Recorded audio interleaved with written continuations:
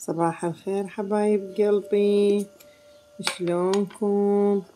يا رب تكونون بخير وصحة وسلامة إن شاء الله، صباح جميل إن شاء الله عليكم، صحة وسلامة يدومها يا ربي.